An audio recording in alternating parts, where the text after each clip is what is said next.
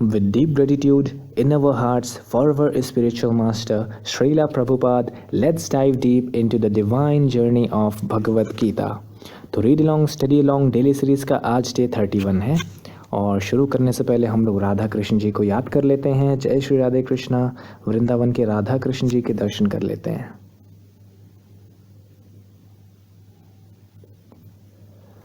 हाँ जी, तो हम लोग चैप्टर 2 पढ़ रहे हैं, अध्याय 2 गीता का सार, और इसमें आज हम लोग 2 श्लोक पढ़ने वाले हैं, श्लोक नंबर 5 और 6। तो श्लोक नंबर 5 कुछ इस प्रकार है।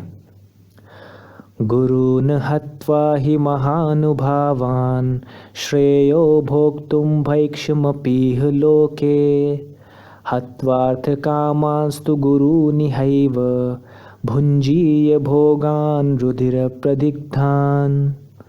इसका अर्थ है, ऐसे महापुरुषों को जो मेरे गुरु हैं, उन्हें मारकर जीने की अपेक्षा इस संसार में भीख मांगकर खाना अच्छा है।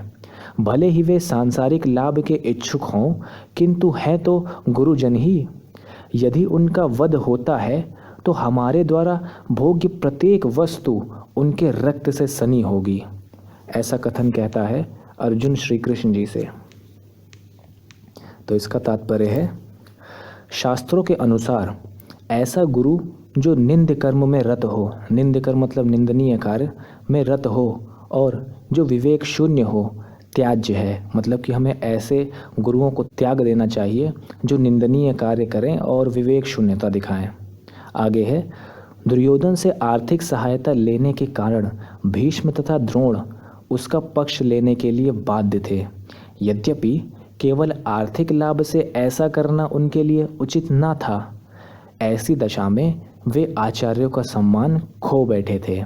किंतु अर्जुन सोचता है कि इतने पर भी वे उनके गुरुजन हैं, अतः उनका वध करके भौतिक लाभों का भोग करने का अर्थ होगा रक्त से सने अवशेषों का भोग। तो अगला श्लोक है श्लोक नंबर 6, जो कि कुछ इस प्रकार है। न चैत द्विद्मः कतरन्नो गरीयो यद्वा जयेम यदि वा न जयेयुः यानेव हत्वा न जिजीविषामः स्तेवस्तुताः प्रमुखे धार्तराष्ट्राः।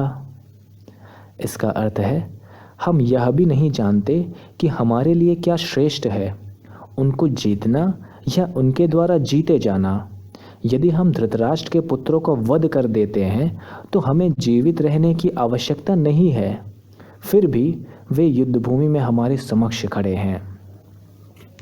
इसका तात्पर्य है, अर्जुन की समझ में यह नहीं आ रहा था कि वह क्या करे, युद्ध करे और अनावश्यक रक्तपात का कारण बने, यद्यपि क्षत्रिय होने के नाते युद्ध करना उसका धर्म है, या फिर वह युद्ध से विमुख होकर भीख मांगकर जीवन यापन करे। यदि वह शत्रु को जीतता नहीं तो जीविका का एकमात्र साधन भिक्षा ही रह जाता है।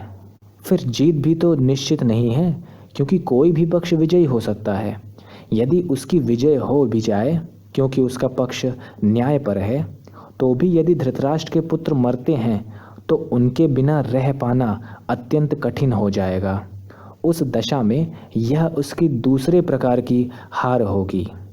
अर्जुन द्वारा व्यक्त इस प्रकार के ये विचार सिद्ध करते हैं कि वह न केवल भगवान का महान भक्त था, अपितु वह अत्यधिक प्रबुद्धि और अपने मन तथा इंद्रियों पर पूर्ण नियंत्रण रखने वाला था। राज परिवार में जन्म लेकर भी भिक्षा द्वारा जीवित रहने की इच्छा उसकी विरक्ति का दूसरा लक्षण है। ये सारे गुण तथा अपने आध्यात्मिक गुरु श्री कृष्ण के उपदेशों में उसकी श्रद्धा, ये सब मिलकर सूचित करते हैं कि वह सचमुच पुण्य आत्मा था।